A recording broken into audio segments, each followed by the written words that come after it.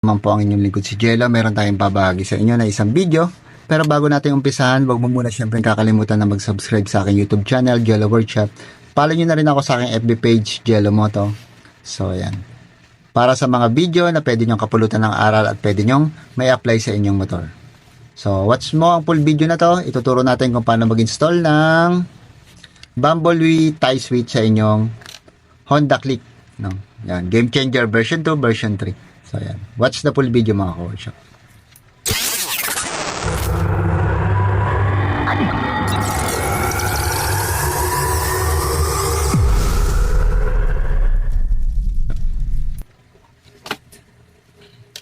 So, yun nga mga ka-workshop, paano ba i-wiring yung ganitong klaseng switch sa atin Honda Click. No?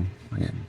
So, napaka-tricky or napaka-hirap para sa baguhan or yung mga nagdi-DIY mag-install nito. No? Maski ako nung una, pinag-aralan ko mabuti yung switch na to bago ko ini-install sa motor na nagpapa-install sa akin. So, ayan. O nga pala, kung gusto nyo magpa-install o magpa-wiring, dayo lang kayo sa akin shop located at GMA Cavite, Barangay Poblacion 5, in front of Iglesia ni Cristo, mga ka-workshop. So, Jello Workshop Motorcycle Accessory Parts. So, pwede nyong i-waste Jello Workshop, Waze or Google Map, Jello Workshop Motorcycle Accessory Shop. Yan. GMA Cavite. So, yan. Balik tayo. Paano i-wire ito ang ganitong kahirap na switch, assembly, na tie switch, Bumblebee. So, ito yung may ilaw dito, yung may park light. So, syempre, kailangan alam mo yung mga wire niyan. No? Alam mo yung bawat wire niya. At paano mo siya i-connect sa iyong paglalagyan o sa stock switch o stock socket ng inyong headlight. Stock switch o stock socket ng inyong headlight. So, yan. So meron tayong ditong socket ng atin, stock socket ng atin Honda Click. Ayan, to. Version 2 to, game changer. Yan. Sorry, nabubulol tayo mga ka-workshop. So yan. So ito yung kanyang headlight source, kanyang low, kanyang high. Tapos yung kanyang signal light source, right signal light, left signal right, tsaka yung light signal right. At yung kanyang horn trigger, black, at tsaka horn source, black, horn trigger, light green. So yan. Stock socket to ng ating Honda Click sa kanyang left switch.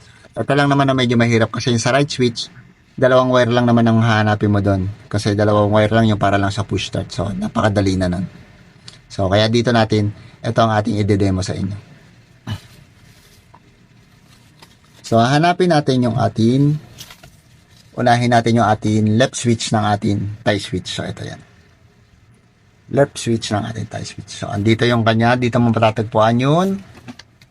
Ito. Ayan, left switch. So, dito mo matatagpuan syempre yung kanyang horn, signal light, hazard, tsaka high and low headlight, passing. So, ang mga wire niyan ay ito. So, una natin hanapin yung ating signal light source. Ito. So, ating signal light source, tatlo yan. So, meron yung kulay blue-black. So, ito yan. Blue-black, color green, tsaka color yellow. So, itong color code na to ay pang Yamaha. Kasi, yung mga Bumblebee na tie switch, dalawang klase yan. Pang Yamaha at tsaka pang Click. So, ang nakuha natin ngayon yung pang Yamaha. So, kaya ganito ang color code niya. So, kung sakaling ganito ang makuha nyo, so, ito yon. Sundan nyo ito mga ka-workshop. So, itong kulay blue, sa yung source ng ating headlight. So, yan. Source siya ng ating headlight. So, ilalagay natin siya dito sa color green. Sa stock ng ating Honda Click. Sa socket, stock socket. Color blue, blue-black, lalagay natin sa color green. Tapos yung yellow high beam, lalagay natin sa kulay blue. Yan, blue. So kung mapapanood nyo, napakasimple lang nito, pero pag in-install nyo, napakatagal nito mga ka-workshop, lalo na pag first time mo. Maski ako, pag nag-install na to, inaabot ako ng oras, no? Maraming oras ang ginugugol. So, tapos itong kulay green, no, ng ating tie switch, lalagay naman natin siya sa kulay white, low beam, ng ating stock socket ng ating Honda Click. So, ayan. Blue black sa color green, green sa color white, yellow sa color blue. Ayan. Sunod naman natin yung ating horn.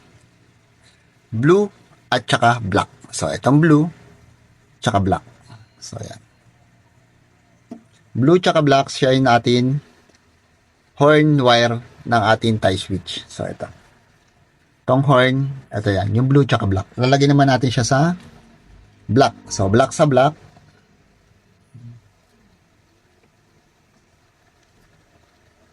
Tsaka, yung blue sa light green. Light green to. Blue sa light green. Yung black sa color black, tapos yung blue sa light green ng ating stock socket ng ating Honda Click. So, yan.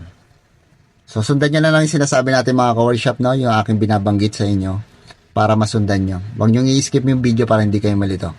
So, yan. Hindi ko na siya nilalagyan ng cover mga ka-workshop kasi nga tutorial to. Papakita na lang natin sa inyo. Sinasabi ko na lang yung bawat wire ng inyong i-connect sa inyong motor. So, sundan nyo lang. Hindi kayo magkakamali mga ka-workshop. Sunod naman natin yung kanyang signal light. No? Sa signal light, yung kanyang cherry color. Ito yan. Yung parang ganito, yung medyo red siya na medyo madark na iba. So, parang cherry siya. Yung cherry na prutas ang kulay niya. Ayan. Siya yung source ng ating signal light. Tapos gray tsaka light brown. Gray tsaka light brown. So, ayan. So, ito. Silang tatlo. So, yung cherry color, siya yung ating source. Yung gray, siya yung ating right signal. At yung ating light brown, siya naman yung ating left signal. So, yung cherry, ilalagay natin sa kulay gray ng ating stock socket ng Honda Click. Cherry sa gray.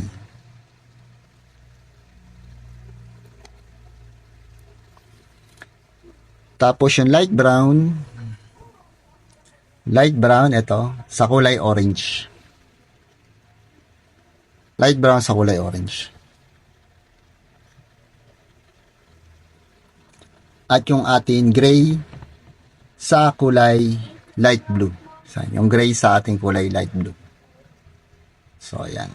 Para sa ating signal light. Ulitin ko yung signal light ng kulay ng ating wire sa ating domino tie switch. So, ayan. Ay kulay cherry sa source. Gray sa para sa right.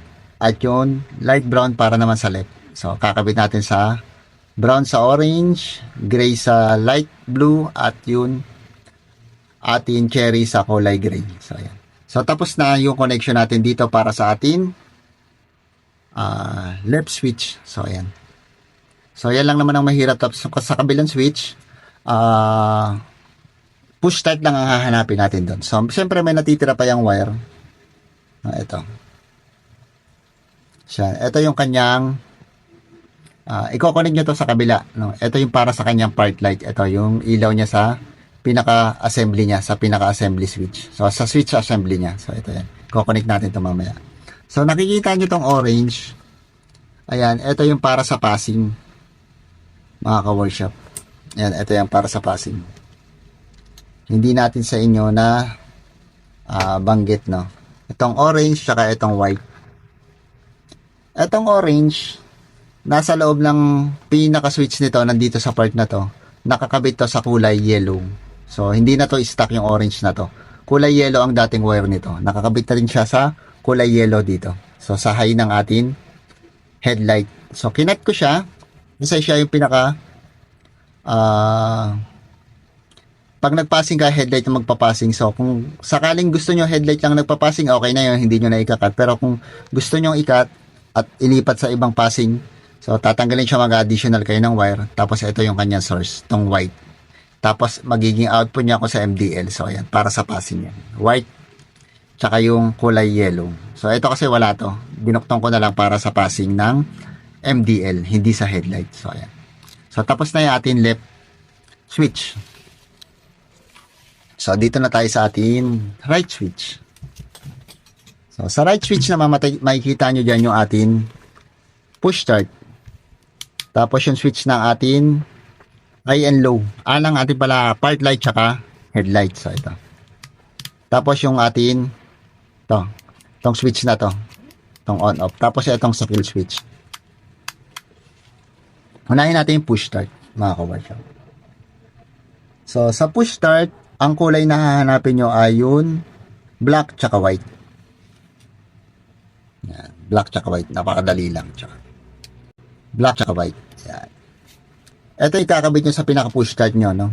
So, dalawang wire lang rin yun para sa inyong right switch. So, ipalit nyo lang to doon. Yan. Para na siya sa push start dito. Right, white. Black, white. Push start. Sunod naman natin yung dalawang yellow. Ito. Yung dalawang yellow, ito yan sa kill switch. So, kahit magkabaligtad yan, source tsaka trigger, pwede yan. No? Kung saan nyo siya gagamitin. So, ito yan para sa kill switch. Kadalasan ginagamit ko to sa dual horn. Yan. So, yan. Sunod naman natin yung part light. No? Ito yung ito. Itong part light na to, dalawang blue yan. Ito, yung blue maliit. So, ito. Wala na yung isang kapares nila mga ka-workshop dahil pinalitan na natin siya or dinuktong na natin sa pinakaloob. Kasi itong dalawang to, para dito siya. Ang ginawa kasi natin ay dito na natin siya ginawang switch para sa kanyang assembly light. No? Yung ilaw niya sa kanyang pinaka-switch. So, yung isang blue na dapat na nasa labas ay dinuktong natin dito sa kulay red. Ito. Yan. Dinuktong natin dito sa kulay red na to. Para pag inon mo yan, pag may power to, iilaw yung ating part light dito. So yan, yung isang blue. Tapos ito, lalagay na lang natin to sa positive. Ilalagay natin siya sa positive. Kung saan natin pwedeng ilagay sa ating motor, no, sa black wire ng ating motor. So para dito siya. So sunod na lang natin ay yung ating tong switch na to.